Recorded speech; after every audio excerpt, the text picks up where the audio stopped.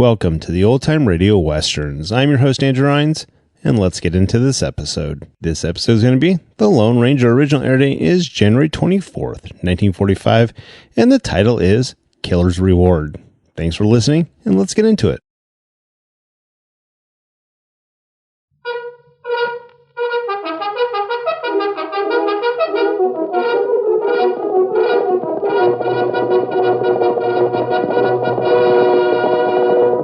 Silver!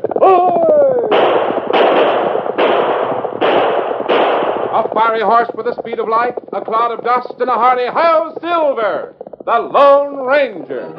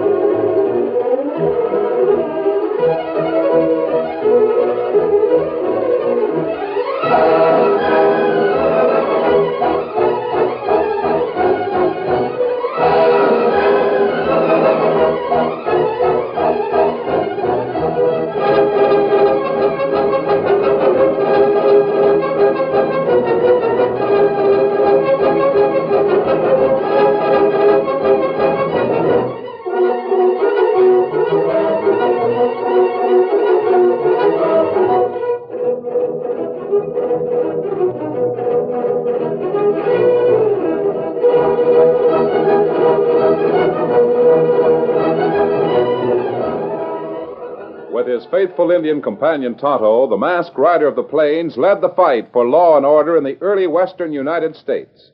The stories of his strength and courage, his daring and resourcefulness have come down to us through the generations.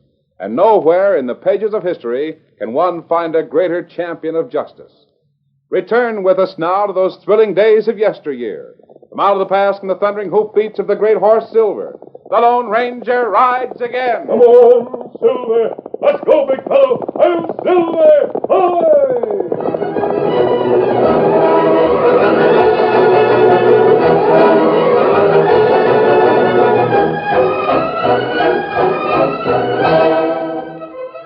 There were 5 men in the valley of the Big River who knew that Charlie Crane was dead. 2 of these men sat in a small room in the town of Stapleton, discussing the murder in low tones. A 3rd and 4th man crouched outside the window of the room, listening. The 5th man to share the knowledge of Crane's death was several miles away, unaware of the activities of the other 4. Inside the small room, Fox Bailey closed the drawer of his desk and locked it. Then Bailey spoke to his partner, Dobie Weiler. 40,000 iron men, Dobie. They're going to stay right here under lock and key until everything blows over. You mean we don't get to use none of that dough? Isn't that what I said? What? Sure, that's what you said. And that's what I mean. Oh. You see, soon as the law finds out Charlie Crane's dead, there'll be 16 different varieties of Tin Star looking for this money. Local sheriff's posse, United States Marshals men, detectives, government men. Well, the question is, how long is it going to take them to find out Charlie Crane is dead? Not too long, I reckon. Not the way we got things fixed now. Oh, I hope you're right. Sooner or later, some wandering cowpoke will come along. And then the news will be out, spreading like wildfire. There'll be a big hullabaloo for a spell, and then it'll be all over. That's one thing we can be sure about, eh, Fox? Sure. Everyone's going to know that Charlie Crane was toting $40,000. That's lots of cash for anyone to be carrying. Well, the sooner it starts, that hullabaloo you mentioned, the better I'm going to like it. It means that the sooner it starts, the sooner it's going to die down. After no one finds the money. Ain't no one going to find it. I reckon we got that fixed. And if ever comes a time we need more, I figure we... Make one move and it'll be your last. Masked man. outlaw. I want the key for that desk. Tonto, get around back of them and get their guns. Then tie them up. Me get him. Hey, now, wait a minute. You're figuring to make off with the... Hey, wait. You're an owl hoot the same as us. How about making a deal? That's what I came here for. I'm making my own deal. Now, let's have that key. No. All right, I can get by without it. Blasted the lock right off in your desk. You blame fool. Hey, now, wait a minute. Hold on, fella. Sorry, I haven't time. Tonto, can you handle these men? How to get them tied now? Tie them well, then go to the livery and get their horses. Take them to Jim Starr, the marshal at Kingston.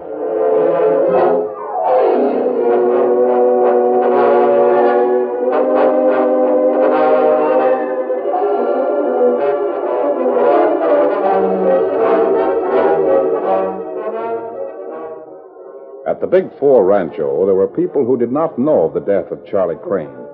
In the great sprawling main room of the ranch house, Steve Crane and his daughter Julie were seated comfortably, talking with Benjamin Packett, the owner of the Drovers Bank at Melford, some 40 miles away.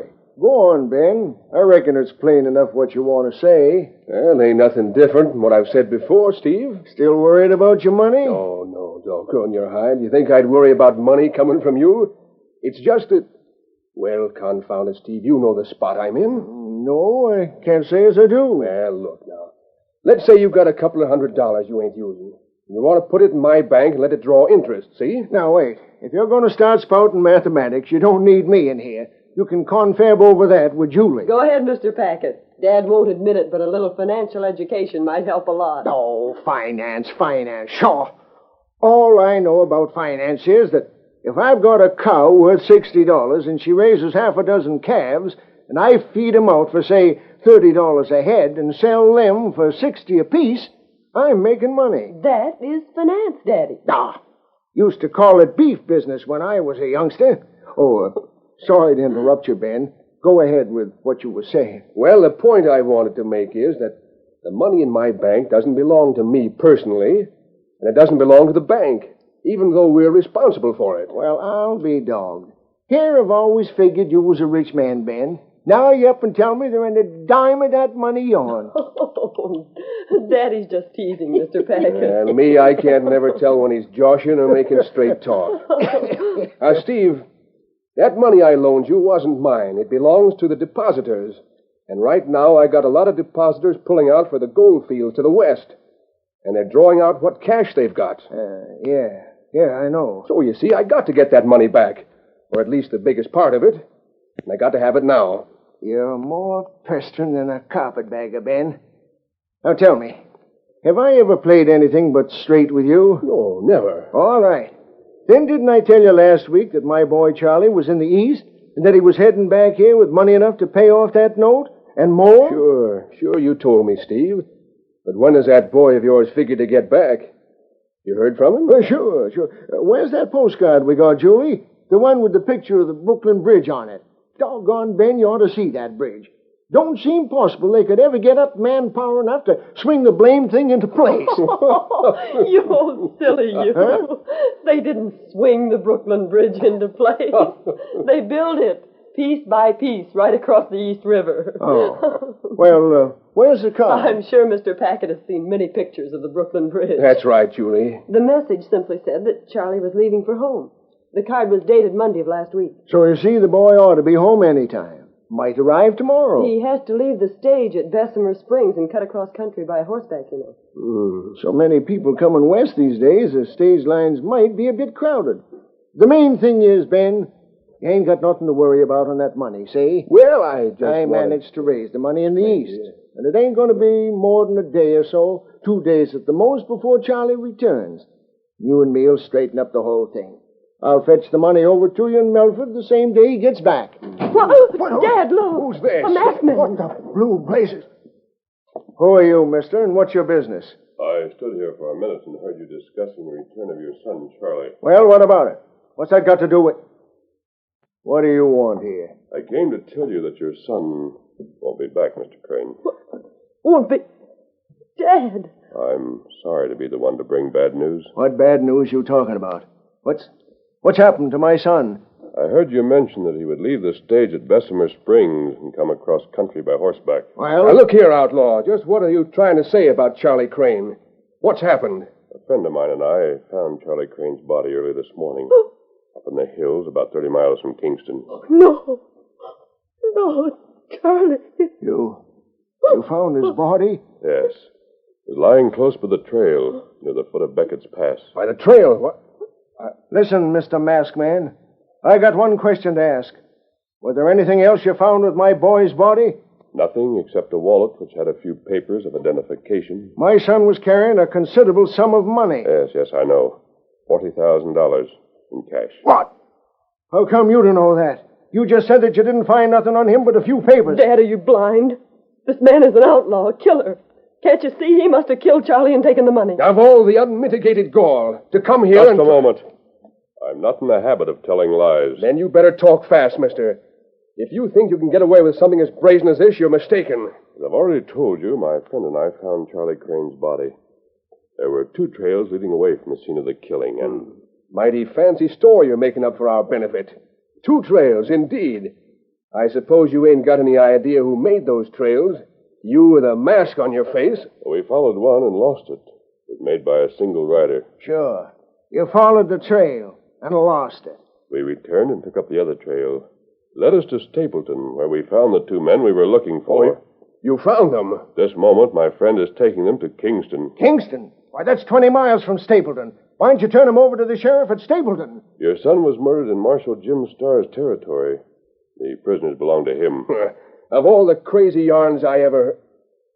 Who are these killers you claim to have captured? We've captured 2 of them. There may be a third partner at large. I'm not sure. And I'm not sure you're not one of the killers yourself.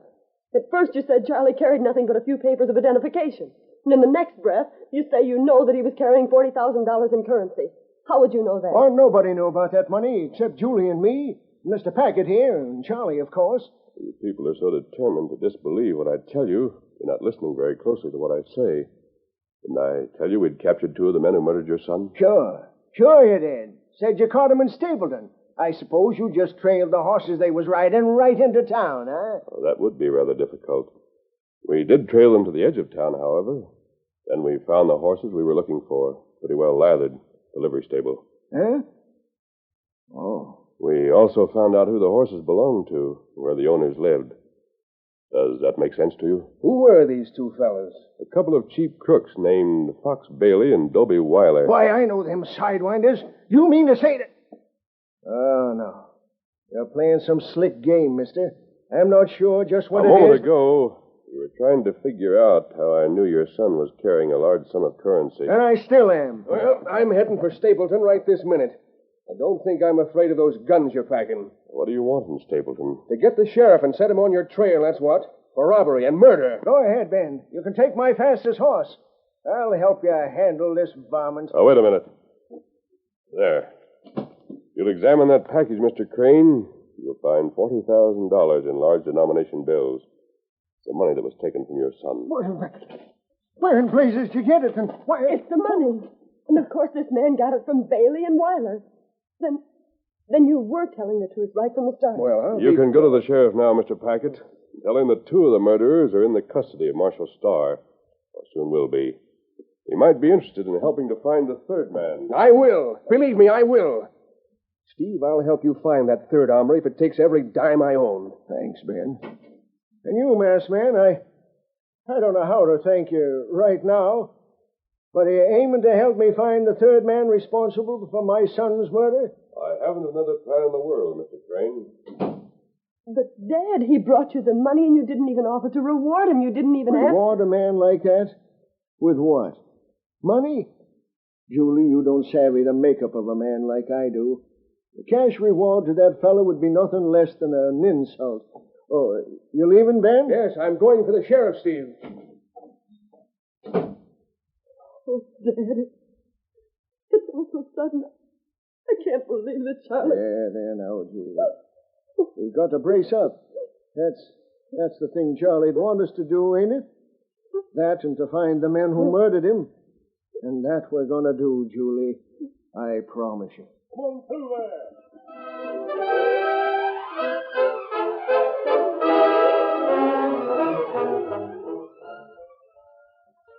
The curtain falls on the first act of our Lone Ranger story. Before the next exciting scenes, please permit us to pause for just a few moments.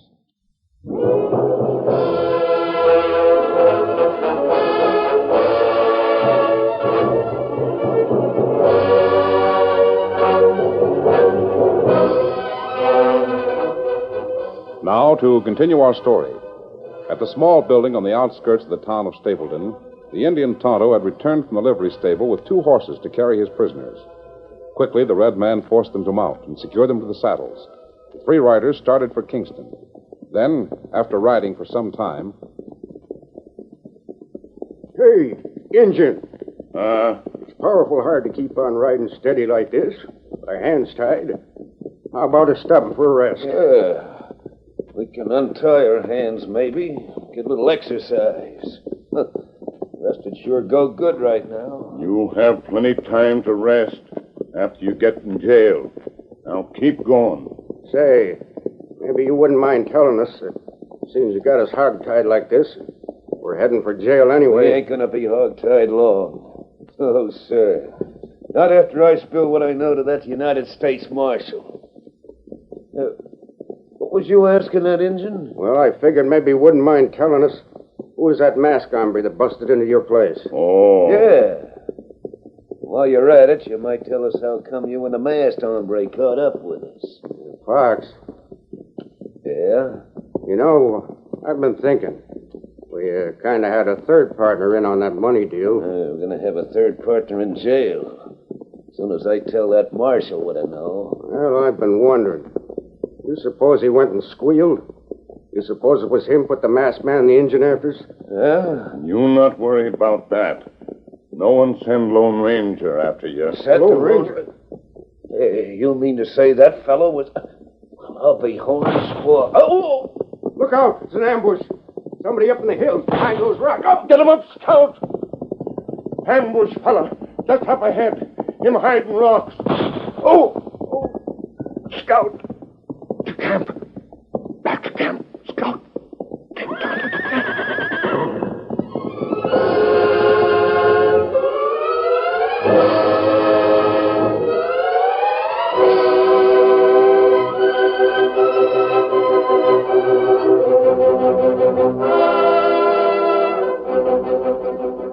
Sheriff Bart Kramer heard the hoofbeats of a hard-running horse stopping fast in the street before his office and looked out to see Ben Packett dismount and hurry across the boardwalk toward the door.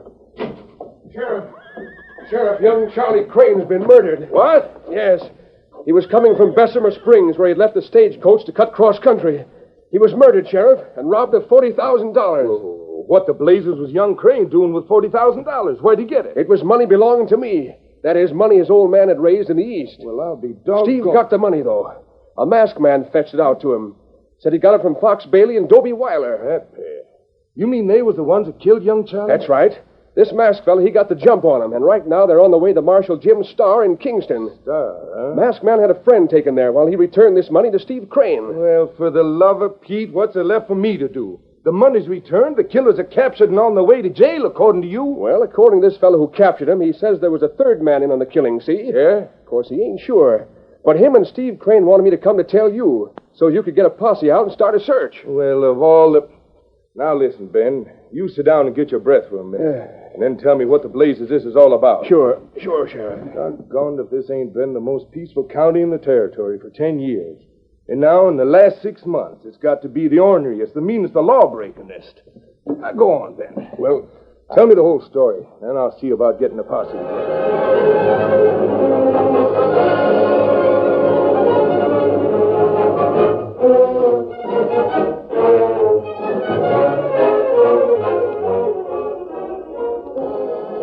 It was nearly dark. The masked rider of justice had just finished a whirlwind ride from the town of Melford. He was returning to his camp, where he expected to find his companion Tonto awaiting him. Oh, Silver. Oh, steady, big fella. Easy. Strange. Tonto isn't here. Had more than enough time to get to Kingston and back since I left him in Stapleton. What's the matter, big fella?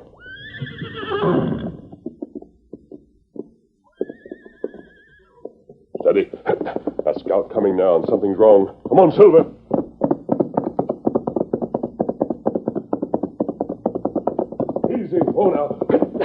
Tonto, what's happened, Kimosabe? Ambush on way to King's. Here, let me help you, oh, Scout. Easy. Ugly scalp wound. Tonto going plenty fast when fella shoot. Ambush fella. Kill both Bailey and Weiler. Shoot them first. Tonto going plenty fast when him shot. Probably the only reason you weren't killed, too. Not right. There's only one man who could have been responsible for the ambush. Only one man would have a reason to want Bailey and Weiler killed. You mean third fella we look for? No, it's not a case of looking any longer, Tonto. What you mean, Kimosabe? I'm practically certain who the third man is. Come on, let's get over to the camp. I'll get some clean bandage and hot water and take care of that scalp wound. Come, Silver, Scout. I'll tell you what I found out in Melford. And I'm going to leave you here and make a quick trip to Stapleton. And you be plenty careful. Maybe them think you, with mask, you third man in killing of Charlie Crane. I don't think so. Here, let me make you comfortable, Tonto.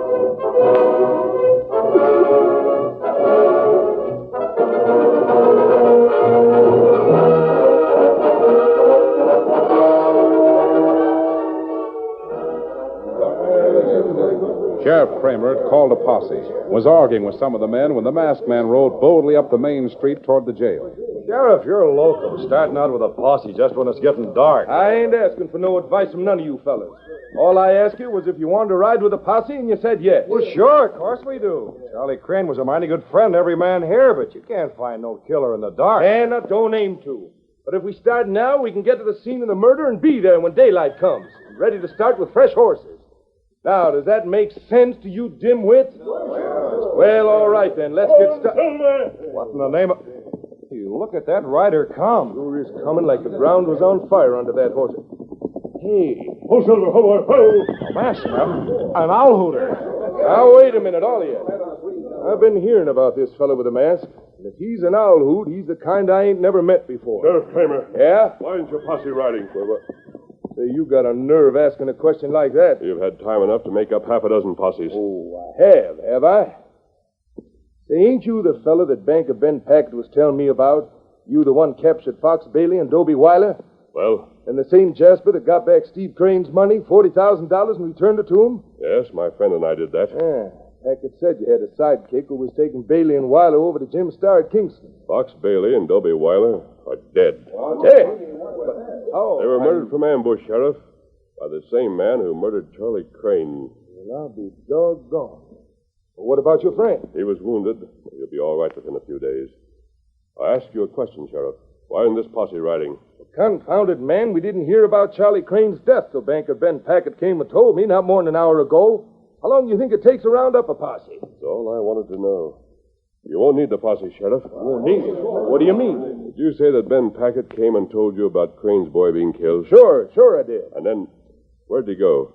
When did he leave here? Why, left here about 10 minutes ago. Said he had some business to home in Melford, or else he'd have wanted to go with us. So I told him to get along. If you like, you can send a couple of deputies after him in Melford, but I don't think they'll find him there. Now, what in Tonka's the sense of... Say, what would I be sending anybody after Ben Packard for anyway? Because he's the man who murdered Charlie Crane. He also killed Fox Bailey and Dobie Weiler. Oh, you're loco as a maverick. Come on, Sheriff. You can ride with me if you like. I'm going after the killer of Charlie Crane. Now, hold on, masked man. You can't go just accusing people of murder and robbery. I can if I can prove what I say. Are you coming with me? Well, of all that... Of course I'm coming with you, but where? To Steve Crane's ranch. You better pick a fast horse if you intend to keep close to me. Yeah? Well, what's the rush? If we don't get there before Ben Packard does, you'll have a couple more murders on your hands. Well, I'm ready. Come on, Silver. Get up there.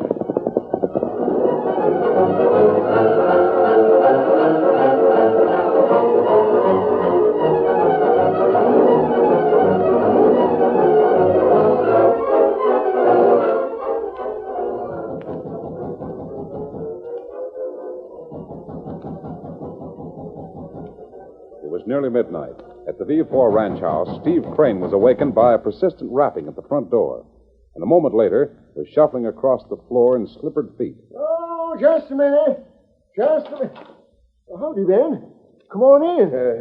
Howdy, Steve. What in thunder brings you back here at this time of night? Steve, I've got to have that money. What? Oh, sure. Sure, you can have the money, but I didn't think you was in such a confounded hurry that you couldn't wait until morning. Get it for me, will you, Steve? I'm in a hurry. Is Julie around? Who is it, Daddy? It's Ben's baggage, Julie. He's come after the money to cover that note. What? My goodness, he certainly must be in a hurry. Hello, Mr. Packett. I am in a hurry. Now, if you don't mind, There it is. I don't mind saying you're acting mighty strange, Ben. Mighty strange. Here. You want to count it? No, that won't be necessary, Steve. No. If you just give me the mortgage papers, That won't be necessary either, Steve. Oh, a gun. Yes. You see, I'm going to cancel that mortgage for both of you in a different way than you'd figure. All right, Sheriff, come on in. Why, what the... All right now, Steve. Thanks for the mask, man. Oh, You, Packett, quit your sniveling and try these handcuffs on for size. I was afraid we'd have a hard time getting a confession from you, Packett.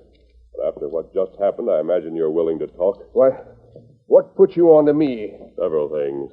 You were surprised yesterday morning when I said Charlie Crane's body had been found on the trail.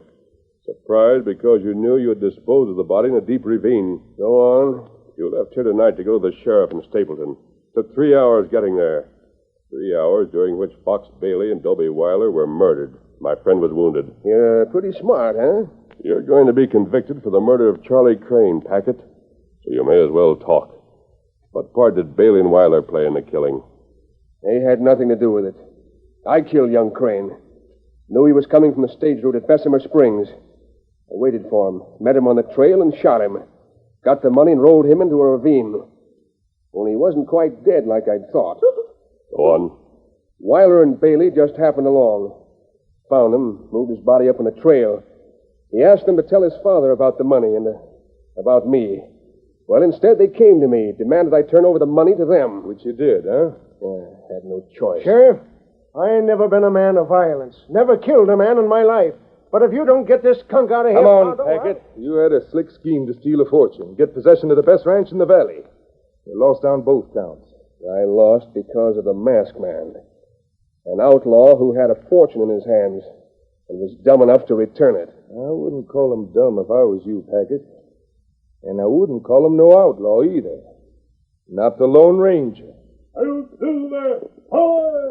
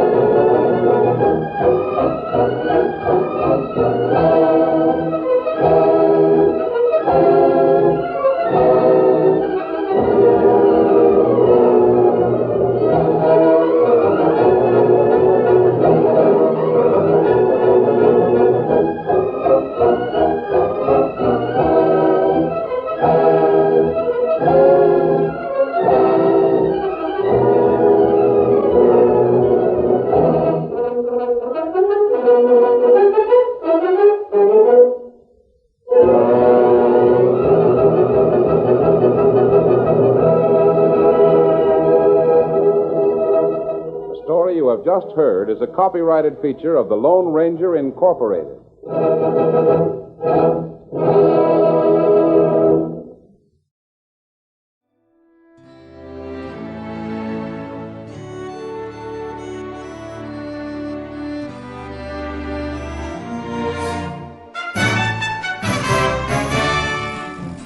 This has been a presentation of OTRWesterns.com, and we hope you enjoyed. Please take some time to like and rate our shows in your favorite podcast application. Follow us on Facebook by going to OTRWesterns.com/Facebook. Subscribe to our YouTube channel by going to OTRWesterns.com/YouTube. And send us an email, podcast@OTRWesterns.com. You can call and leave us a voicemail, 707-986-8739. This episode is copyright under the Attribution Non-Commercial Share Alike copyright. For more information, go to otrwesterns.com/copyright. Have a great day, and thanks for listening.